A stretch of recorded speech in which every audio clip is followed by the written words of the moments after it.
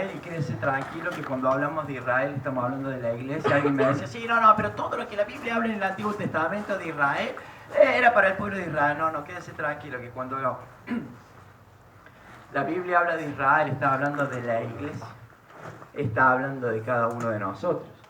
Entonces sí tenemos que tener en cuenta, por eso Dios dejó registrado el Antiguo Testamento y cada acontecimiento que vivió el pueblo de Dios.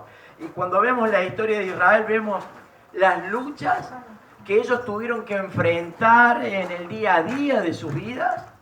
Dios había destinado que ellos tenían que ir hacia allá, el camino que Dios había direccionado, un lugar de bendición para el pueblo, pero no iba a ser fácil. Ellos tenían que enfrentar situaciones y tenían que enfrentar cuestiones. Tuvieron que enfrentar luchas, y vemos que en esas luchas hubo victorias, pero también hubo fracasos. Y podemos ver que hubo claramente victorias cuando de pronto el Señor los guiaba, cuando ellos obedecían la voz de Dios. Había victoria en el pueblo de Dios, pero cuando ellos se alejaban, desarticulaban su relación con Dios, enfrentaban directamente las derrotas, tristemente, porque dejaban de obedecer la ley de Dios para seguir sus propias ideas, como a ellos mejor les parecía. Y la realidad es que, sin duda, nosotros luchamos en el día a día con situaciones que vienen a nuestras vidas. Luchamos, ¿se acuerda con lo que compartimos hace 2 domingos? Luchamos constantemente con la carne, con nuestras debilidades, con nuestras flaquezas, con nuestras indecisiones, con nuestras dudas, con nuestras situaciones diarias. Pero no solamente luchamos con nosotros mismos, sino también que tenemos que luchar continua y constantemente contra los ataques que el mundo presenta sobre nuestras vidas, sobre nuestros hogares, sobre nuestras familias y sobre nuestros hijos. Y lo espectacular de todo esto es que la misericordia de Dios nos envió a nuestro Señor Jesucristo a interceder por nosotros allá en lo alto del Calvario. Porque hay un solo mediador entre el hombre y Dios, y quédese tranquilo, no es el Papa. Ese solo mediador entre el hombre y Dios es nuestro Señor Jesucristo. Y Él lo envió para interceder por cada uno de nosotros, y su Espíritu para guiarnos en lo que podríamos determinar como la batalla o como el campo de batalla que tenemos que enfrentar en el día a día de nuestras vidas. Y esto debe generar en nuestras vidas todas las seguridades de saber que el Señor intercede sobre nuestras vidas, y que cuando vos estás aliado a nuestro Señor y Salvador, la cosa funciona perfectamente. ¿Sabes qué? No nos podemos olvidar de la palabra de Dios. No podemos retirarnos de este lugar y llegar a la vereda y olvidarnos de lo que Dios tiene para nuestras vidas, de lo que Dios quiere y de lo que Dios habla a través de su palabra para nuestras vidas. No podemos descuidarnos, porque ¿sabes qué? El agobio y las situaciones y las debilidades y la flaqueza y las indecisiones se apoderan rápidamente de nuestras vidas. Y cuando esto ocurre, significa claramente, ¿sabes qué? Que no estoy confiando en el Señor. Pero lo peor de todo, no solamente que no estoy confiando en el Señor cuando yo tengo estas actitudes, sino que lo peor de todo, empiezo a creer que el Señor no es suficiente para mi vida y que algo más necesito fuera de lo que Dios propone para nuestra vida, para nuestro hogar, para nuestra familia, para nuestro presente, pasado y futuro. Por eso les invito a abrir en sus Biblias en el libro de Éxodo, capítulo 17, versículo 8, historias del pueblo de Dios, muy conocidas. Y fíjate lo que dice, Génesis, Éxodo, ¿sí? ¿Se acuerdan? El segundo libro del comienzo de la Biblia. Génesis, capítulo 17, versículo 8. No vamos a hablar. Perdón. Perdón, Éxodo, capítulo 17, versículo 8. Yo ya lo encontré, pastor, quiere que... Pasa, Adriana, vas a tener que leerlo hoy. Éxodo, capítulo 17, versículo 8, y fíjate lo que dice. Entonces vino Amalek, cuyo significado significa dividir, un pueblo belicoso, un pueblo bastante complejo, un pueblo bastante agresivo, ofensivo, pendenciero. Entonces vino Amalek y peleó, dice, contra Israel en Refidim. Y dijo Moisés a Josué: escoge los varones y sal a pelear contra Amalek mañana. Yo estaré sobre la cumbre del collado, y fíjate lo que dice, y la vara de Dios en mi mano. ¿Sabes qué? Símbolo de autoridad, símbolo de poder. Él está diciendo: anda tranquilo allá, que yo voy a hacer lo que tengo que hacer por este otro lado.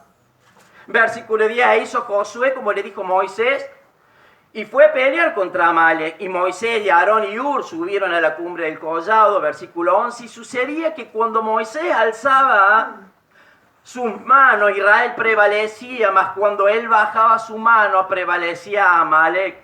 Y las manos de Moisés, dice que indefectiblemente se cansaban.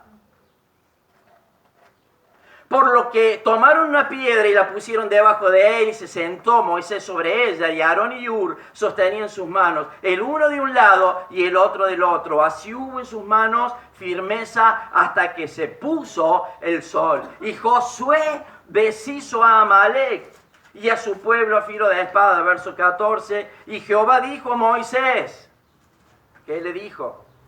Escribe esto para memoria en un libro, porque un domingo como el de hoy vamos a recordar la importancia de estar tomado de la mano de Dios.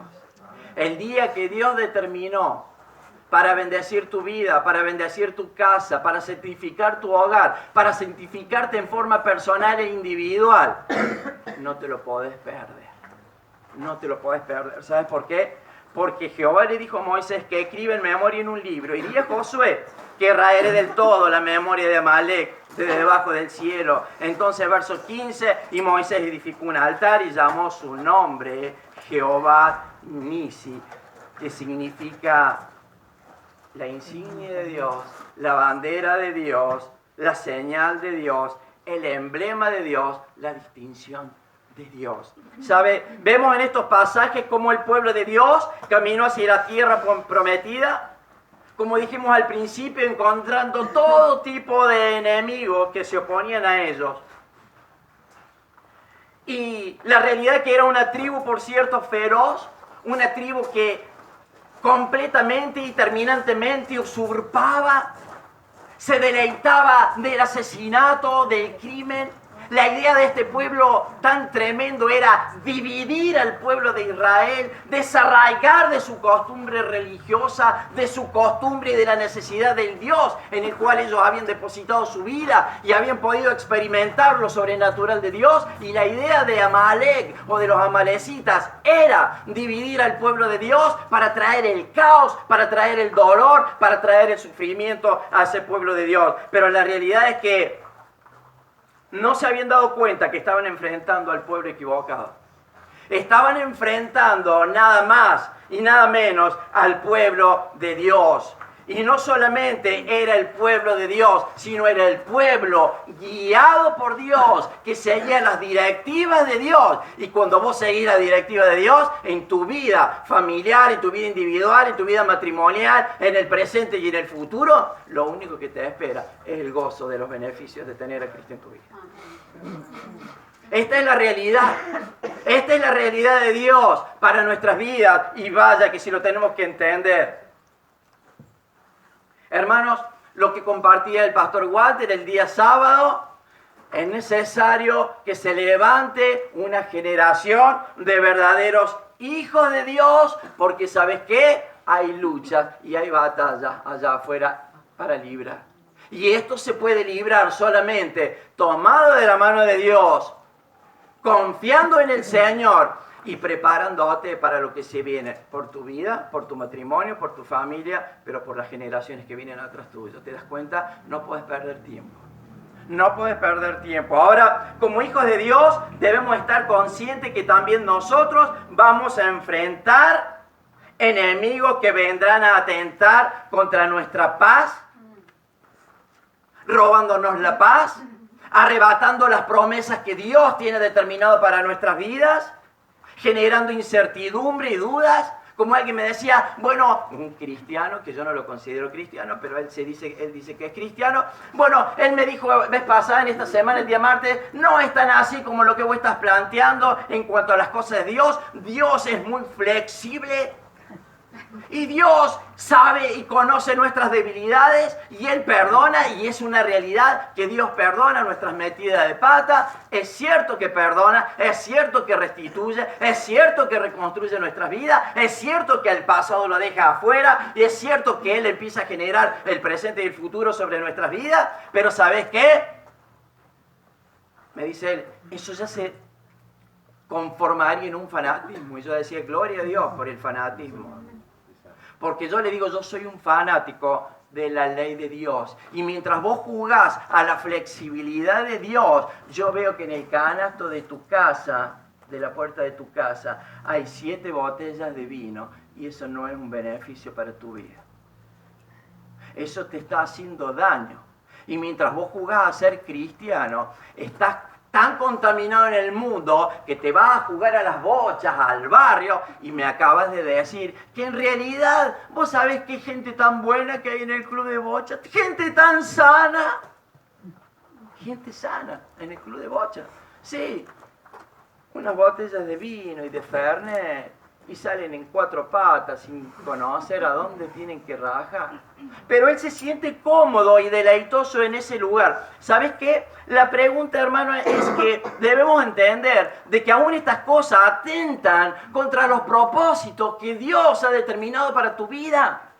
Por eso no podés estar desatento a las reglas y a la ley de Dios, jugando con tus parientes mundanos, llevando a tus hijos a que participen de los chistes mundanos. No, no hay tiempo para perder. Ahora la pregunta es, ¿qué actitud debemos tomar ante nuestros enemigos? Porque te aclaro que los amalecitas no solamente pertenecen al pasado de la historia, los amalecitas los tenés acá en la esquina. Una amalecita lo podés tener dentro de tu hogar y hasta la amalecita más complicado puede ser tu hijo. Porque la idea a lo mejor es dividir, es arruinarte, es retrasarte en tu ministerio, es traerte dolor, tristeza, preocupación. Y claro que vamos a orar, pero vas a tener lo que tenés que hacer. La pregunta es, ¿cuál es la actitud que debemos tomar ante nuestros enemigos? Qué rica que es el agua. ¿Te vas a dejar intimidar por el enemigo? ¿Te vas a dejar intimidar por las circunstancias?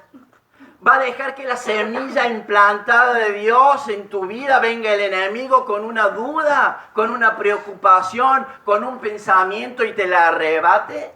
¿Cuál va a ser nuestra reacción? Fíjate lo que dice 9:10 el versículo 9:10. Y dijo Moisés a Josué, bueno, escógenos varones y sal a pelear contra Amalec, porque mañana estaré sobre la cumbre del collado y la vara de Dios, dice, en mi mano. E hizo Josué como le dijo Moisés, peleando contra Amalec. Y Moisés y Aarón y Hur subieron a la cumbre del collado. Hermano, estos pasajes demuestran que ante la amenaza inminente, el pueblo de Dios se empezó a preparar para resistir al enemigo. Josué haciendo la parte humana que le correspondía hacer.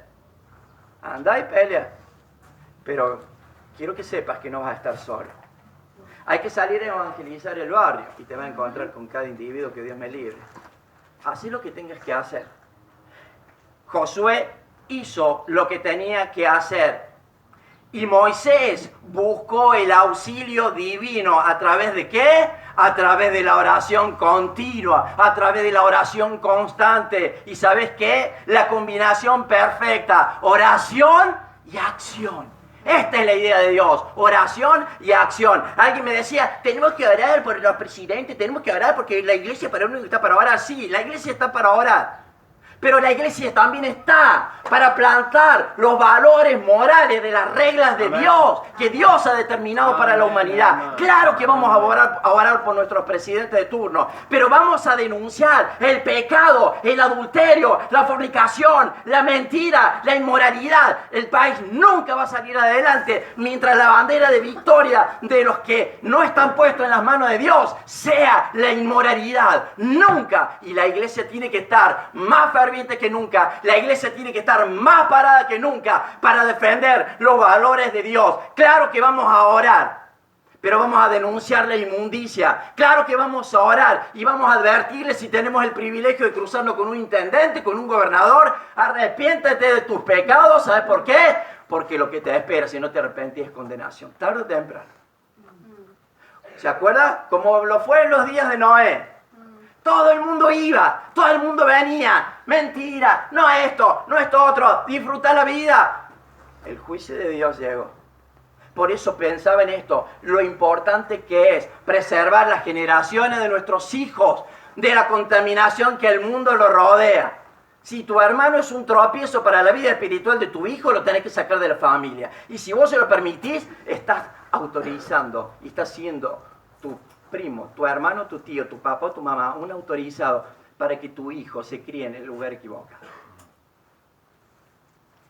Es muy importante entender, hermanos, los principios de Dios por la cual Dios nos ha destinado y nos ha predestinado para que podamos entender lo que Dios dice en su palabra. ¿Se acuerda como los días de Noé? Un día llegó el juicio y del más chiquito hasta el más grande perecieron. El juicio de Dios, tarde o temprano, va a llegar. La iglesia tiene que anunciar que no se puede seguir viviendo así. Veía en un video, ha asumido una primer ministra italiana. Ella se declara cristiana. Yo no sé si es cristiana. Yo no sé si verdaderamente ella tiene la vara de Dios en sus manos. Pero fíjate lo que dice.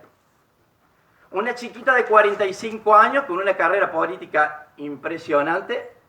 Ella se para y ¿sabes qué? Las discusiones que ella habla y los discursos que habla son verdaderamente incendiarios para la sociedad en la que estamos viviendo. Y yo decía, qué tremendo que en este tiempo tan complicado alguien surja y diga lo que diga. Entonces ella se presenta y dice, soy Giorgia Meloni, soy mujer. Ella dice, soy mamá, soy esposa, soy cristiana y eso nadie me lo va a arrebatar.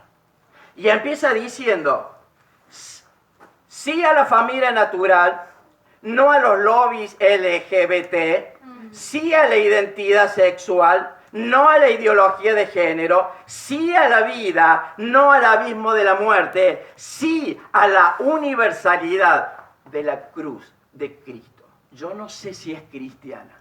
Lo que sí sé que ella está haciendo historia solita frente a una multitud de 1,5 millones de personas y un joven que subió con la banderita del LGTB, le dijo, estas son las banderas de la libertad y usted no nos puede coaccionar. Entonces ella le dijo, ¿sabe lo que le dijo? Sí, me encantan esos colores, pero si querés te explico el significado de lo que representan esos colores que ustedes se adueñaron para sembrar una ideología falsa y hacer daño en las familias y en nuestros hijos. Yo decía, ¿te das cuenta lo que puede hacer la iglesia? Que a veces, como decimos siempre, que nos creemos chiquititos, que somos un grupito de buena gente que se mete abajo de una carpa para cantar unas canciones y abrir la Biblia y abrir un libro que va a determinar qué es lo que tenemos que hacer. Y que el mundo te considera como simplemente un grupo de fanáticos. Sin embargo, Dios como iglesia quiere bendecir, quiere ponerte a la altura de las circunstancias, porque vas a ser vos el que un día va a tener que pararte frente a 800,000 personas, frente a 1 millón de personas. Y ¿sabes qué? Esta chica termina diciendo, a mí no me importa lo que ustedes piensen. Esto es así y punto. Y nadie me lo va a desarraigar ni de mi mente ni de mi corazón. Pueden fusilarme, pueden matarme, pero la realidad de lo que yo estoy hablando tiene, dijo ella, asidero en un libro que se llama la Biblia. Me dejó helado. Hermano, por eso Pablo dice, y es tan insistente, que debemos estar firmes contra las acechanzas del diablo. Y él dice, vístanse de la armadura de Dios para enfrentar lo que se viene. Vestidos, dice, de la armadura de Dios. ¿Y qué será vestirse de la armadura de Dios? Bueno, vestirse de la armadura de Dios en oración, como Moisés, el claro ejemplo de un hombre netamente espiritual. ¿Sabes para qué? Para que puedas resistir en el día que estás viviendo y habiendo acabado esto, puedas estar firme en la convicción de un Dios poderoso que es el único que puede cambiar y transformar la vida del ser humano. ¿Tenés algún problema con algún vicio? Es Cristo en tu vida. ¿Tenés algún problema con la mentira? Es Cristo en tu vida. ¿Tenés algún problema familiar? Es Cristo en tu vida. ¿Tenés problemas con los hijos o no, Vivi? Es Cristo en tu vida. Y cuando vos lo pones a Cristo en el lugar que corresponde, Dios va a hacer lo que tiene que hacer. La clave está rendir nuestra voluntad al Señor para que podamos estar firmes en el día malo. El día malo es el día que está transcurriendo hoy, no es el día que va a venir dentro de 170 años. El día malo, y a veces no lo entendemos, es el día que estamos transitando en el día a día, en el minuto a minuto de nuestra vida. Por eso es imperiosa la necesidad de abrazarse a las reglas de Dios. Hermano, cuidado, no permitas que el diablo arrebate la palabra de Dios. Porque, ¿sabes qué? La semilla no es el problema. Tampoco es el problema del sembrador en este momento. El problema de que la semilla verdaderamente eche frutos en nuestra vida depende de la tierra. Depende de usted y depende de mí. Ya no es un problema mío, ya no es un problema de la semilla, sino de dónde está cayendo la semilla bien, para ver si de pronto empieza a dar frutos para la honra y para la gloria de Dios. Debemos tener en cuenta y debemos tener serios cuidados, porque el enemigo busca arrebatar la palabra sembrada en nuestros corazones, y nos vamos hasta la puerta y entramos a nuestro hogar, y nuestro hogar sigue siendo el mismo y no hay cambios en mi vida. Porque la semilla a lo largo de la historia, no importa si hace 2 años, 20 años, 50 años, sigue cayendo en una tierra que no está fértil. Y eso es doloroso. Y si la semilla no cae en una tierra dispuesta, nunca vas a abandonar el vicio. Nunca vas a abandonar la mentira. Nunca vas a abandonar la idolatría. Nunca vas a tener una convicción clara. Nunca vas a emprender nada. Porque todo lo que puedas hacer, dejándolo a Dios fuera de tus planes, termina en un fracaso contundente. No se puede vivir en esta condición. Verso 11. Verso 11 dice: y sucedía que cuando alzaba Moisés su mano, Israel prevalecía, mas cuando él bajaba su mano, prevalecía Amalek. Y las manos de Moisés, dice el verso 12, se cansaron. Acá, hermano, el versículo 11 tiene el ejemplo de la importancia, ¿sabe qué? De la comunión de los unos con los otros. Cuando vos estás débil y a mí me llama alguien por teléfono y me dice: che, perdona que te moleste, no te quiero molestar, pero estoy con una angustia, vamos a orar. Y hay que dejar todo y ponerse a orar porque mi hermano lo necesita. Lo mismo cuando lo necesito yo. Che, fulano, estoy con un problema. Bueno, no te hagas problema, vamos a orar. Lo hemos hecho así por años. Lo hemos hecho con los Flasek, que nos llamaban, pero lo hemos hecho con cada uno. Porque esta es la propuesta de Dios, porque esto habla de que humanamente, por más que tengas los brazos levantados, humanamente no podés lidiar con ciertas cuestiones y situaciones. Necesitas la iglesia. Y puedo entender que no te gusta a lo mejor el peinado del Eric. Lo podría entender. Aunque a él le queda bárbaro y la mamá dice que él es el chico más lindo del mundo. Y bueno, lo dice la mamá, no vamos a discutir. Pero no se trata de eso. ¿Sabes qué? Se trata de entender que la iglesia es la que nos ayuda a levantar los brazos para cuando decaemos. Por eso dieron la vida.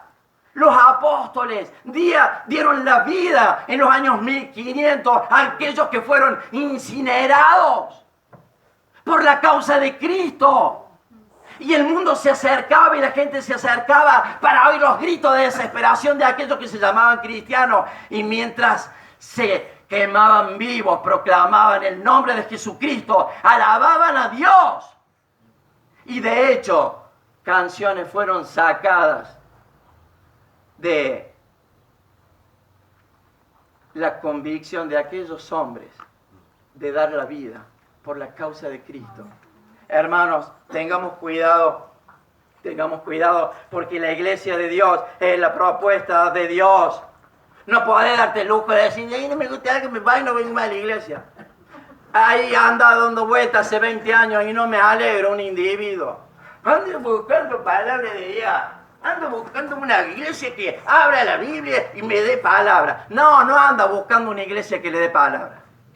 Anda buscando una iglesia y anda buscando un libro que justifique sus actitudes y sus acciones. ¿Sabes por qué? Porque tiene el rancho incendiado, porque tiene la familia en el mundo, porque tiene los hijos en el mundo. Y él hace 20 años que está buscando una iglesia que abra la Biblia y le dé palabra de Dios. Es un bárbaro. Pero el que piensa así, si es mujer, es una bárbara. Porque la palabra de Dios no la podés negar. ¿Querés cerrar los oídos? No hay problema. ¿Querés ser simplemente un oidor de la palabra de Dios y un oidor olvidadizo? No hay problema, dice Dios.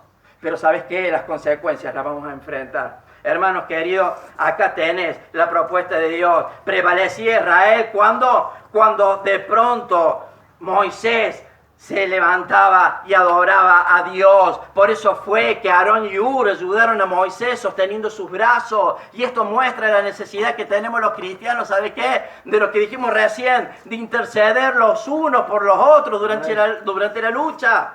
De sobrellevar, dice la palabra de Dios, que las cargas de unos por los otros, para así, ¿sabes qué? Cumplir la ley de Cristo. Lo hizo Cristo, ¿no lo vas a hacer vos?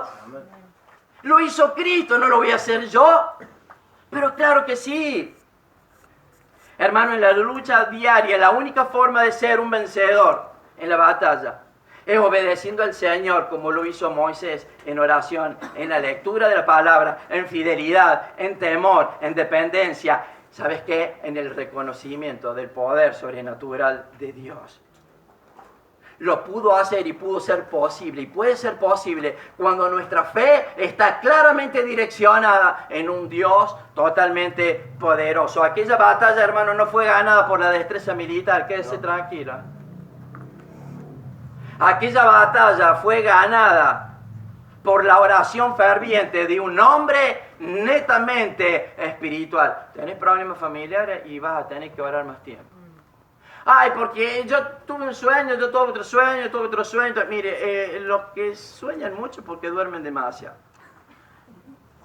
Preocúpate por lo que dice Dios. Preocúpate por lo que dice Dios. No estoy diciendo que Dios no pueda hablar a través de un sueño. Sí, Dios va a hablar como quiere.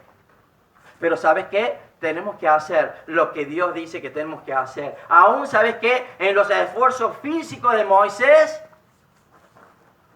por tener en alto sus brazos, el cansancio lo agobiaba y sus brazos decaían. ¿Y sabes qué? Cuando los brazos decaen en nuestra vida espiritual, vas a perder la batalla. ¿Viste cuando te cruzas por ahí con gente que te dice, yo no sé si hoy me levanté con ganas de ir a la iglesia, pero después yo iría a la iglesia, pero ¿sabes qué? Y por ahí ya me di por vencido, porque como Dios no le da la respuesta de como dice Walter, de comprar el Rolls Royce de oro puro que él quiere, entonces baja los brazos, se ofende con Dios, lo hace a un Dios a un costado y termina ofendido. Si hay algo, hermano, que debemos reconocer, es que el Espíritu Santo de Dios es el único capaz que puede darnos la victoria. Primero sobre nuestra vida espiritual, sobre nuestra vida física y, ¿sabes qué? Sobre lo que tenemos que enfrentar en el día a día, que es el mundo. Es solamente la victoria en Dios. No es en otra cosa, no es con nuestra fuerza, no es con nuestros propios pensamientos, no es con nuestras ideas, es con lo sobrenatural de Dios. La victoria llega, ¿sabes qué? En el momento, hermanos, que simplemente nos dejamos controlar por Dios. Mas no vivo yo, Cristo vive en mí. Y hasta que yo no entiendo este principio, siempre mis emociones van a estar dominando mi vida. Siempre mis enojos van a estar dominando mi vida. Siempre mis pensamientos hacia Pepe van a estar dominando mi vida. Siempre sobre lo que pienso de aquello que no me gusta van a estar dominando mi vida. Si no es Dios el que verdaderamente administra nuestras vidas y controla nuestra vida, estamos en problemas. Actuar en forma independiente a Dios nos llevará, hermano, vuelvo a repetir lo que dijimos recién, netamente al fracaso. No lo intentes por tus medios porque no da resultado. Finalmente, versos 15 y 16, versos 14 y 15, dijo, y Jehová dijo a Moisés, escribe. 3.500 años con anticipación. Dios le dice a Moisés, escribí porque yo quiero compartir esto con la iglesia de Córdoba, de Barrio Ameguino, Lagunilla 3374. Escribe, dice, esto para memoria en el libro, y dijo Josué que te traeré del todo la memoria de Amalek de debajo del cielo. Entonces, verso 15, ¿sabes qué? Moisés edificó un altar y llamó su nombre Jehová Nisi. Moisés finalmente levanta un altar y llamó a aquel lugar Jehová Nisi, cuyo significado es Jehová es mi bandera. Jehová es mi bandera. Jehová es mi altar. Y este altar es lo que lo identificó y lo que identificó al pueblo de Dios como verdaderamente el ejército de Dios hasta el día de hoy. ¿Bajo qué bandera nos identificamos cada uno de nosotros? Porque, ¿cuál es el color de nuestra bandera? ¿Sabes por qué? Porque el color de la bandera de Cristo en lo espiritual fue su sangre derramada en la cruz del Calvario. Y su ideal es y fue y será la salvación de todos aquellos que al acercarse de Dios pueden cambiar las historias de su vida. Hermano querido, ¿sabes qué? Asegúrate hoy. Asegúrate hoy mismo. No te vayas de acá pensando o no estés pensando durante los 35 minutos, la hora y media que hemos estado alabando, en donde la manifestación gloriosa de Dios nos visita todos los días de nuestra vida, todos los sábados de nuestra vida, todos los domingos de nuestra vida. No te vayas de este lugar, hermano.